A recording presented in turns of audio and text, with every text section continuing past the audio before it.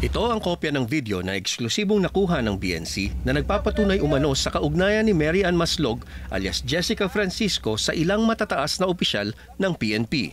Kita sa video si dating CIDG Chief Romeo Karamat at si Sual Pangasinan Mayor Dong Kalugay. Si Karamat ang hepe ng CIDG nang ilunsad ang raid sa Zunyu 1 Technology sa Bamban Tarlac noong Abril. Si Kalugay naman ang di umano'y boyfriend ni dating Mayor Alice Go. Ayon sa source, kuha ang video sa isang lugar sa Central Luzon na malimit maging stopover ng mga motorbike enthusiasts. Ang pogi oh! Sa video, maririnig si Maslog na tinatawag na pogi si Karamat habang naglalakad ito at nagsusot ng gloves. Maya-maya, naglapit at nag-usap sina Karamat at Kalugay sa lokal na lengguwahe.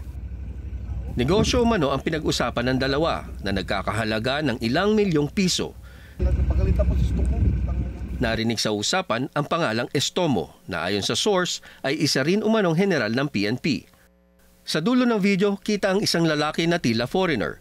Siya si Wouter de Jong na umano'y asawa ni Maslog. Ayon sa intelligence report na nabasa ng BNC, nagsilbing ninong ni Maslog at de Jong si Karamat sa kasal nila sa Cebu.